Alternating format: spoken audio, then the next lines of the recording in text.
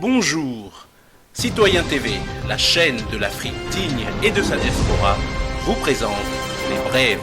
Au sommaire, Côte d'Ivoire, appel à mobilisation, diaspora, intervention de Yves Aipo.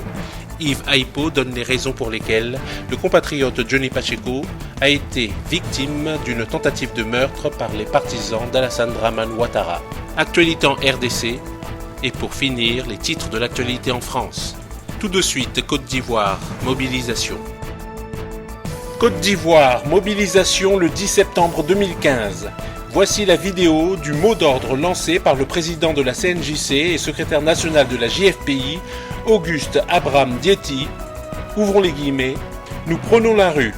Le 10 septembre 2015, nous n'avons que les moyens légaux et nous prenons la rue jusqu'à ce que Ouattara se plie en réformant la CEI, en libérant les prisonniers qui croupissent à la Maca et que les exilés rentrent. À partir du moment où l'heure est grave, qu'est-ce que nous faisons? Mobilisation le 10 septembre 2015. Oui, parce que depuis 2011, la jeunesse ivoirienne, l'opposition ivoirienne ne fait que souffrir du pouvoir actuel. Mais au-delà de cette souffrance, la condition que nous sommes dotés, cette condition-là est en train d'être piétinée depuis 2011. Oui, vous êtes sans ignorer que la constitution qui a été votée à plus de 86%, cette condition-là est en train d'être violentée. Cette condition est en train d'être violée. Cette condition est en train d'être piétinée. Nous, jeunesse, face à une telle situation, quelle est la conduite à tenir? Qu'est-ce que nous faisons par rapport à cette situation? Aujourd'hui, vous êtes sans ignorer que la CEI est piégée dès lors que nous voyons la tête de cette CEI. Et c'était Youssou Bakayoko, l'homme ténébreux, l'homme par qui le malheur est arrivé en Côte d'Ivoire. Et ce dernier, il est encore président de la CEI. Face à cette situation, qu'est-ce que nous faisons? Oui, aujourd'hui, nous constatons également que nos amis, les leaders d'opinion de la Côte d'Ivoire, les vrais leaders d'opinion, les vrais membres de l'opposition ivoirienne sont incarcérés pour leur opinion. Aujourd'hui, où est Nestor, le secrétaire national de la jeunesse du Front populaire ivoirien, par ailleurs, président de la CNJC, où est Nestor? On a arrêté Nestor pour son opinion. Oui, parce que Nestor était gênant pour le pouvoir. Aujourd'hui, où est Kouajustin a été arrêté et on l'a envoyé au camp pénal. Aujourd'hui, où est Assouadou est arrêté. Aujourd'hui, où est Hubert Oulaï est à la prison de Tabou. Aujourd'hui, où est Dalo Djedje est en prison et actuellement il est attaché dans une infirmerie de Côte d'Ivoire. La jeunesse du Front populaire ivoirien a décidé de prendre la rue.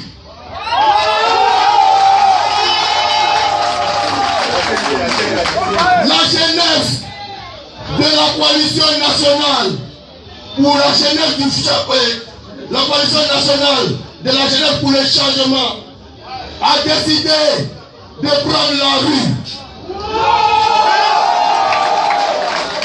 Dès lors que Ouattara aujourd'hui fait la sourde oreille, dès lors que Ouattara refuse d'admettre que la CNC est l'opposition significative et que pour cela, Ouattara est obligé de discuter avec la coalition nationale pour le changement et qu'il refuse de discuter.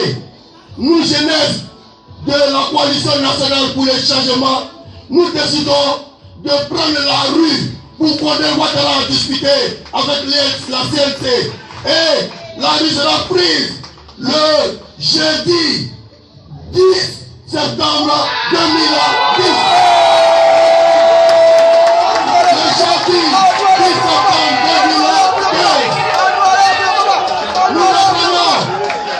Nous reprenons la coalition nationale de la jeunesse pour le changement a décidé, s'il vous plaît, cette jeunesse a décidé de prendre la rue pour se faire entendre. Cette jeunesse a décidé de prendre la rue le jeudi 10 septembre 2015. Chers amis, Tout de suite, Diaspora avec l'intervention de Yves Aipo. Yves Aipo donne les raisons pour lesquelles le compatriote Johnny Pacheco a été victime d'une tentative de meurtre par les partisans d'Alassane Dramane Ouattara. Bonjour, c'est Yves Aipo pour présenter le journal télévisé Ivoirien. Aujourd'hui, je voudrais donc me prononcer par rapport à l'agression qu'a subi le frère Johnny Pacheco en France récemment. Il s'agit de Taliban Choco et de sa bande de meurtriers, de scélérats. Alors, ils ont perpétré cette attaque contre Johnny Pacheco. Lorsqu'on leur a demandé pourquoi donc vous avez tenté de tuer Johnny Pacheco, leurs supporters, nombreux soient-ils, ont répondu à l'unisson que c'est parce que Johnny Pacheco insulte les gens. Ils ont répondu que non, mais écoute, Johnny Pacheco un peu son nom, il dit ta mère con aux gens. Donc par rapport à ça, il fallait le tuer. Je voudrais ici dire que c'est petit, ça fait pitié, et vous êtes la honte de l'Afrique. Oui, vous êtes la honte de l'Afrique, chers amis, parce que vous osez dire que pour des injures, vous êtes capable de tuer en politique. Bon, dans la brousse, ok. Avec vous, gens là-bas, dans les petits quartiers, là, pas de problème. Mais dans la politique, on ne tue pas les gens par rapport aux mots qu'ils sortent. Ça ne se fait pas en politique. Apprenez donc, venez à la bonne école. Venez à l'école de Laurent Gbagbo. On vous a toujours dit ça. C'est parce que vous êtes à l'école de Alassane Dramane Ouattara. Vous êtes à l'école de Soro Diop. C'est pour ça que vous pensez qu'il faut tuer des êtres humains par rapport aux mots qu'ils avancent. Mais d'ailleurs même, c'est faux même, votre histoire de ta mère con. C'est du faux. C'est pas à cause de ta mère con que vous avez voulu tuer Johnny Pacheco. C'est pas à cause de ta mère con. Je vais vous donner 3 raisons. La première raison, c'est que vous avez attaqué en 2002 la Côte d'Ivoire. Personne ne vous avait insulté votre mère con. Personne. C'est du faux. Vous avez attaqué la Côte d'Ivoire parce que vous dites qu'il y avait une ivoirité. Voilà pourquoi vous avez tué des Ivoiriens. Vous avez tué des honnêtes citoyens. Vous avez tué des innocents. Après, en 2011, vous avez tué les ouais. Par milliers. Pourquoi? Parce que Laurent Gbagbo avait refusé d'admettre sa défaite, selon vous. Vous avez tué les gens encore. Commando invisible, tout ça là. Vous avez tué pourquoi? C'était pas à cause de ta mère quoi. Bon, quand les gens faisaient leur meeting, vous les agressiez pourquoi? Abidjan, vous avez attaqué les gens, alors qu'ils faisaient simplement un meeting. Ils n'étaient pas méchants. En France, récemment, les gens faisaient leur marche. Vous les avez attaqués encore, vous les gens du RDR. Vous les avez attaqués pourquoi? Est-ce que vous insultez votre mère con au micro? Donc reconnaissez que vous êtes violent depuis 2002. Vous êtes violent, vous êtes criminel. Il faut reconnaître ça, c'est vous qui devez changer votre façon de faire. Alors quand je vois des gens qui viennent dire non, on va donner conseil à Johnny Pacheco. Non, il faut avoir des gonades en acier inox pour pouvoir donner des conseils à ceux qui agressent. Parce que c'est eux le problème. C'est comme des gens qui disaient qu'il fallait donner des conseils à Laurent Gbagbo, lui qui a été attaqué. Parce qu'ils n'ont jamais eu assez de gonades pour pouvoir parler aux criminels de Soro Guillaume. Mais Soro Guillaume lui-même, il a fait une vidéo récemment, non, à la télévision sénégalaise, pour expliquer pourquoi il a agressé la Côte d'Ivoire, pourquoi il a défiguré le pays, pourquoi il a coupé la Côte d'Ivoire en deux. Il a expliqué, est-ce qu'il y avait ta mère con dedans? Donc votre problème, c'est que chaque année, vous avez une nouvelle raison d'agresser pour agresser les Ivoiriens. Chaque année. Et puis j'ai vu une vidéo là avec des propos douteux d'un camarade là, de Peter 007. Mais nous on sait que c'est parce que tu as mis un Taliban Choco que tu as pris sa défense. Sinon ce que tu as dit ça n'a pas de sens. Nous on le sait. Toi tu as servi Laurent Gbagbo. Tu as été dans le périmètre de Laurent Gbagbo. Aujourd'hui il y a des individus qui se lèvent, qui prennent la caméra pour décrier les faits de la société, pour dénoncer ce qui ne va pas en Côte d'Ivoire. Et toi tu viens dire, ceux-là sont agressés, toi tu viens dire non, c'est bien. Que c'est lui qui a cherché. Maintenant, j'ai démontré ici que ce n'est pas à cause de ta mère con que Johnny Pacheco a été agressé. Parce que je peux même ajouter une 4e raison. Moi, je n'ai jamais insulté quelqu'un sa mère con. Mais j'ai été menacé de mort aussi. Bon, quel est maintenant donc le prétexte qu'on va utiliser cette fois? Moi, je connais le prétexte des gens. C'est parce qu'ils n'aiment pas la contradiction. Celui qui va à l'encontre de Alassane Dramane Ouattara est un problème pour eux. Il faut donc l'achever. Il faut le tuer quand il parle mal de Ouattara. C'est ça le problème. Si aujourd'hui Serge Kassi s'en va, ils vont lui créer des problèmes. Gadji Seli s'en va en Côte d'Ivoire, ils vont lui créer des problèmes. Si aujourd'hui, moi je vais en Côte d'Ivoire, ils vont me créer des problèmes. Pourquoi? Maïleba, tout cela, je peux citer des centaines de noms qui ne peuvent pas aller en Côte d'Ivoire. Parce qu'ils auront des problèmes. On va attenter à leur intégrité physique. Alain Toussaint, ils ne peuvent pas. Parce que s'ils vont, il y a des couloirs où ils ne peuvent pas passer. Et ça c'est la honte de l'Afrique. Vous devez vous revoir, chers amis du RDR. Vous devez vous revoir, vous êtes agressifs. Vous êtes comme des animaux. Vous ne réfléchissez pas. Vous tuez. Vous réfléchissez par la daba, la hache, la machette. C'est ça. Ça fait pitié. Ça fait pitié. Alors ici, ma vidéo, c'est pas pour vous insulter. C'est pour vous dire que Vous faites pitié. Tout de suite, actualité en RDC. Les relations entre le Brésil et la RDC sont au beau fixe, et ce, depuis plusieurs années. Mauro Vieira, ministre brésilien des Relations extérieures, séjourne à Kinshasa depuis vendredi. Ce samedi, il a été reçu par le ministre congolais des Affaires étrangères, Raymond Tshibanda. Les deux personnalités ont évalué le niveau de coopération dans différents domaines, notamment le commerce, l'économie et l'environnement. Après Kinshasa, le ministre brésilien des Relations extérieures se rendra à Goma. On écoute les deux hommes qui étaient face à la presse juste après leur séance de travail. Nous avons eu une fructueuse séance de travail où nous avons discuté de nos relations bilatérales. Nous avons identifié les domaines dans lesquels nous pourrions rapidement développer et approfondir ces relations, mais nous avons aussi convenu de les diversifier.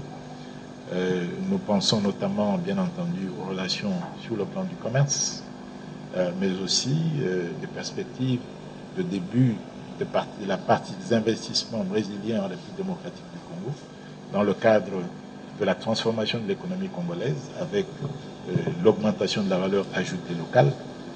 Nous avons discuté de ce que nous pouvons faire dans le domaine de l'économie, des mines, de l'électricité. Nous avons évoqué le grand projet Inga. Comment ne pas parler de Inga quand le Brésil et la République démocratique du Congo se rencontrent.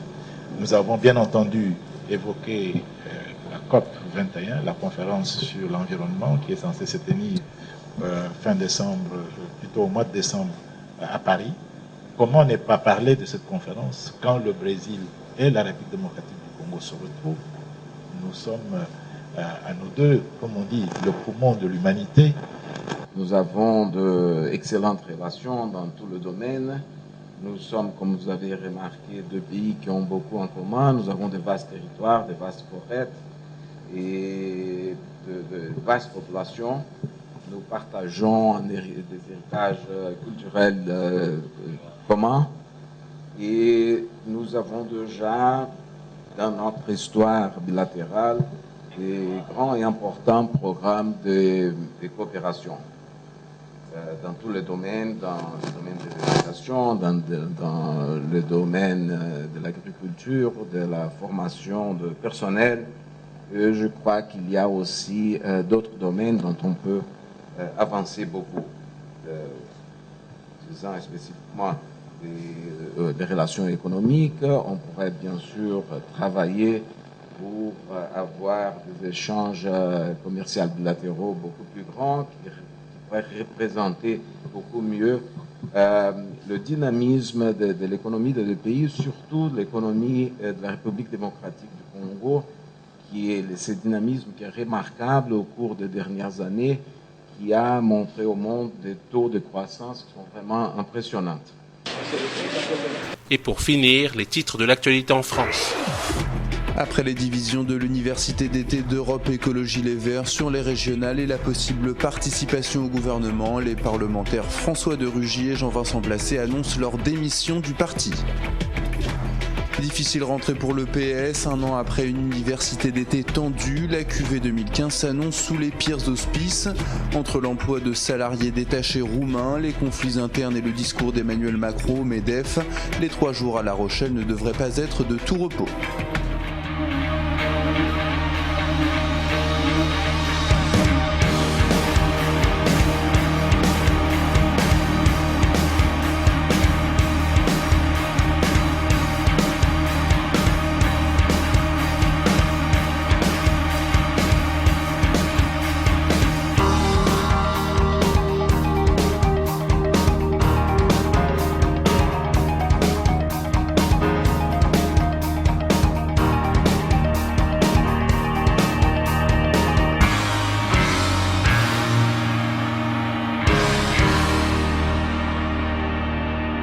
Citoyen TV, la chaîne de l'Afrique digne et de sa diaspora, vous a présenté Les Brèves.